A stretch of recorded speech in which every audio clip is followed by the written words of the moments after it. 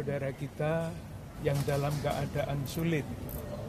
Nah, berada di dalam tahanan pasti keadaannya sulit. Dan itu bukan hanya saya, tetapi saya hanya mengikuti Paus Fransiskus. Coba kita lihat, kalau kenal dengan Paus Fransiskus, ketika masih sehat, kalau masa-masa Paskah begini, pada hari Kamis nanti, beliau selalu datang ke penjara. Selalu. Saya juga sebagai seorang pastor, uskup di Keuskupan Agung Jakarta, mempunyai tanggung jawab seperti itu. Dan saya biasa mengunjungi itu di daerah wilayah pelayanan saya di Jakarta, Tangerang, dan Bekasi.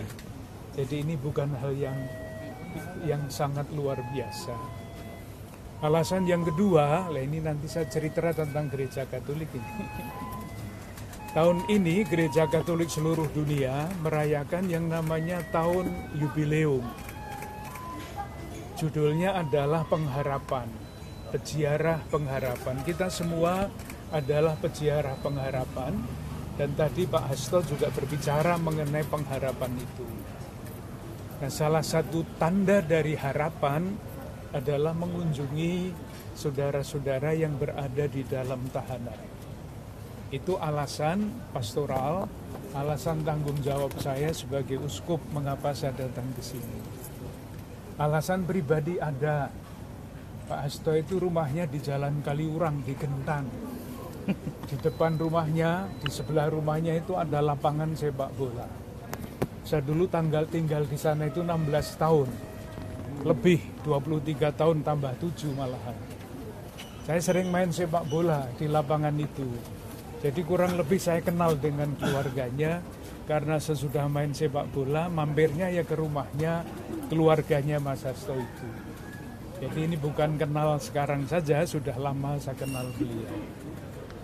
Itu alasan yang kedua, alasan yang pribadi. Tadi di dalam pembicaraan, Mas Hasto merasa bahwa ini adalah masa untuk retret katanya. Jadi kata retret dipakai untuk memurnikan diri. Maka acaranya harian adalah pagi bangun, berdoa, doa-doa yang tidak sempat diucapkan pada waktu beliau masih aktif, itu sekarang ada kesempatannya untuk mendoakannya secara lengkap. Membaca kitab suci, olahraga, menulis, berpikir, refleksi, diskusi, itu dilakukan di dalam tahanan ini bersama dengan teman-teman.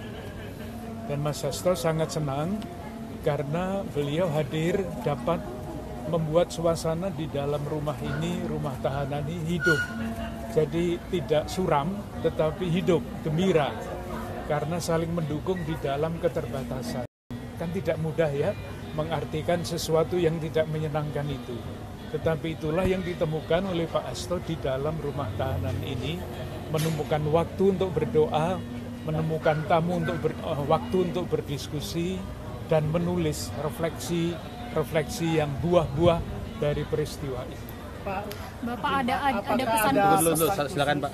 Ya, apakah ada pesan khusus atau ayat-ayat renungan yang disampaikan kepada Mas Hasto di dalam sebagai yang tadi dibilang penguatan atau penghibur atau apa? Salah satu yang boleh dikatakan ekstrim adalah menjalankan puasa 3 hari 3 malam, tidak makan dan tidak minum. Itu sesuai dengan salah satu tokoh di dalam kitab suci yang namanya Esther. Heran kan, 3 hari 3 malam. Saya itu tidak makan setengah hari saja pusing.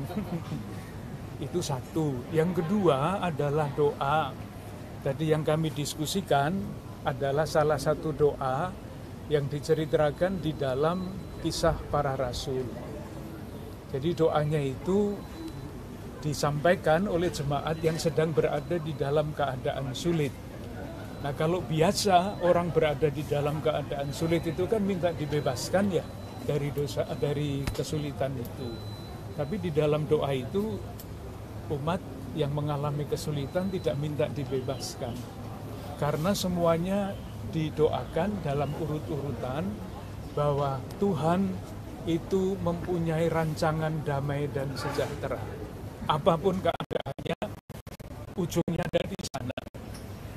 Maka ketika doanya ditutup, yang dimohon itu bukan dibebaskan dari kesulitan, tetapi keberanian untuk terus mewartakan firman, dan itu berarti mewartakan kebenaran. Bapak, apakah ada disampaikan dari Mas Hasto bagaimana memaknai Prapaskah kali ini? Nah, itu tadi, ternyata hari Minggu kemarin ada misa untuk teman-teman yang beragama Katolik di dalam.